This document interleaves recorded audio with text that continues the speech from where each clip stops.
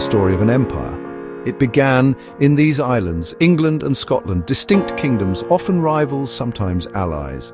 Powerful monarchs held sway. They yearned for more influence, more wealth. The first seeds were planted. Ambitious rulers looked outward. King James VI of Scotland, he became James I of England. 2 crowns, 1 monarch. This union forged new strength. Ireland felt early English power, a testing ground for rule, a base for future reach. The times were changing fast. The Tudors, then the Stuarts. A new spirit was rising. Merchants dreamed of riches. Adventurers sought new horizons. England wanted its own place to rival Spain and Portugal. Competition fueled the drive. Royal approval was key. Monarchs granted charters. These allowed voyages, trade. The crown backed these ventures.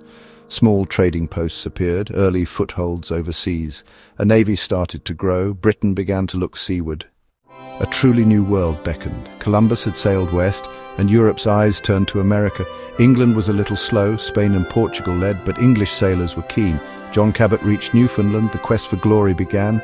Queen Elizabeth I reigned, a time of daring deeds. Her sea dogs were famous. Drake, Raleigh, Gilbert too. They explored, they raided, searched for a northwest passage. Early colonies were attempted. Roanoke, the lost colony. Permanent settlements followed. Jamestown, Virginia in 1607. The first to truly last. Why did people go? For land, for profit, for religious freedom too. Life was hard for settlers, but more and more arrived. Big companies drove expansion. The Virginia Company, the East India Company. They raised huge sums of money, funded ships and supplies. With royal support, of course, these companies built outposts. They were empire builders. Its British influence spread wide across the vast Atlantic. 13 colonies took root in North America's lands. Different ways of life grew. Farms, plantations, port towns. Native peoples were displaced. Their world changed forever. The Caribbean islands called sugar was like white gold. Barbados, Jamaica thrived. Huge profits were made, but this came at a price. Millions of enslaved Africans, forced to work to suffer. A brutal, cruel system. Far away in Asia, the East India Company grew, from simple trading posts to wielding real power in the rich lands of India. Local rulers lost control. British influence deepened. A new empire was rising. Other powers were rivals. Spain, with its huge empire. The Dutch, masters of trade. France, a constant competitor. Britain clashed with them all. Wars were fought for dominance on land and on sea. The stakes were very high. 400 years of growth, an empire took its shape across every single continent. North America was key, but so was India. Australia became a new focus. Africa's vast lands too. The Union Jack flew widely. Wars shaped the empire. Victories brought new lands. The 7 Years' War. Britain defeated France, gained Canada, much of India. Naval power was crucial.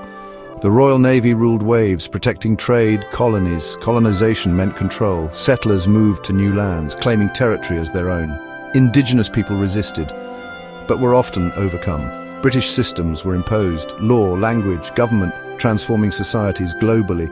Partnerships also occurred, sometimes with local rulers, alliances of convenience, to gain an advantage against a rival European power or another local group.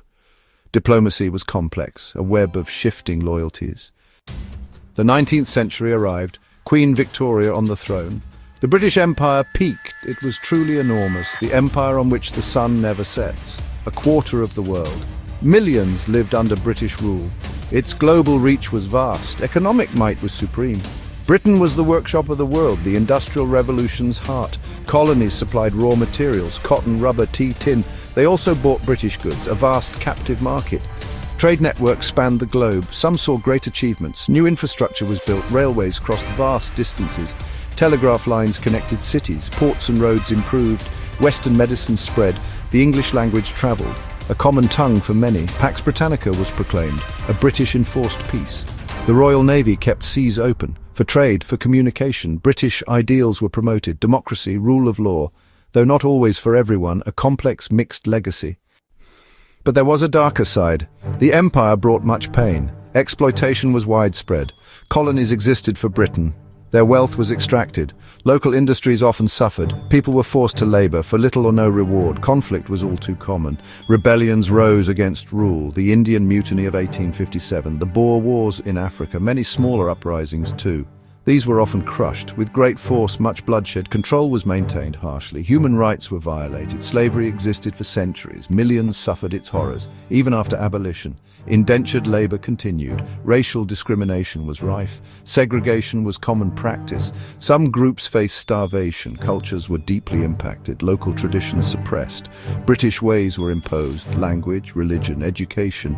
This caused lasting damage to identities, to heritage, the psychological scars of being ruled by others. The empire could not last. The 20th century brought change. 2 world wars cost Britain dearly. Financially, politically weakened. Nationalist movements grew strong. People in colonies wanted freedom. They demanded self-rule. The desire for independence spread. The end came quite quickly. India's independence in 1947. This was a major moment. The jewel in the crown was gone. Prime Minister Harold Macmillan spoke of a wind of change blowing through Africa. One by one, nations emerged. For many, the path was peaceful. Negotiations led to freedom. The Commonwealth of Nations formed, a new type of association of independent, equal states, linked by history, by language, but some transitions were violent, old tensions remained. Today, in 2025, what's left?